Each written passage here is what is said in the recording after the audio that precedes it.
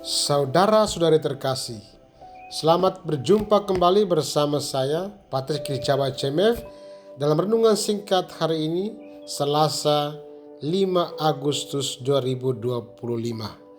Renungan ini diambil dari teks Injil Matius pasal 14 ayat 22 sampai dengan 36.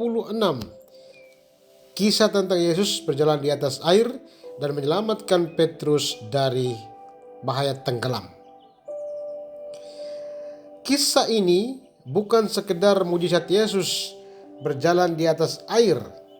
Ini adalah pelajaran hidup tentang iman di tengah badai kehidupan.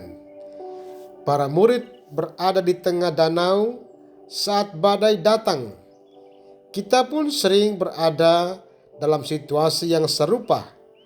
Badai masalah, kekhawatiran, kesepian, ketidakpastian.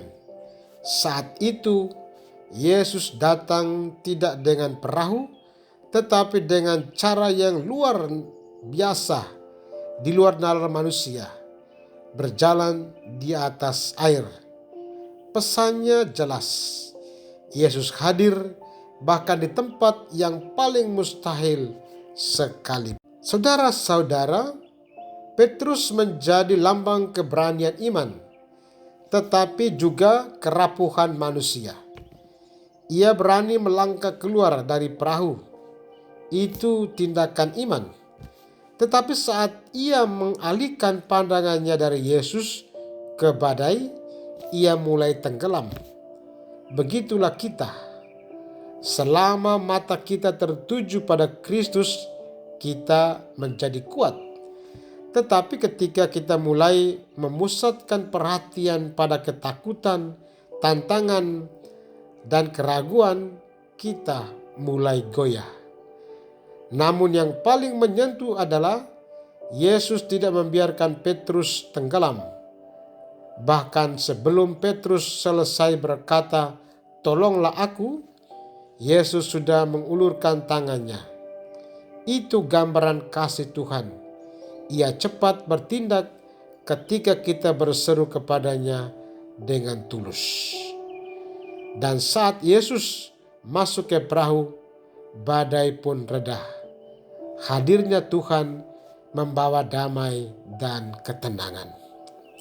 Marilah kita berdoa. Dalam nama Bapa dan Putra dan Roh Kudus. Amin. Tuhan Yesus, di tengah badai kehidupan, seringkali aku merasa takut dan ragu. Aku seperti Petrus, kadang percaya tapi mudah goyah.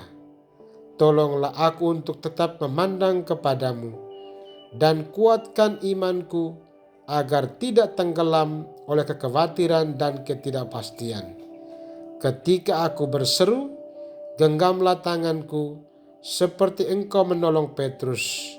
Masuklah ke dalam perahu hidupku dan tenangkanlah badai di hatiku.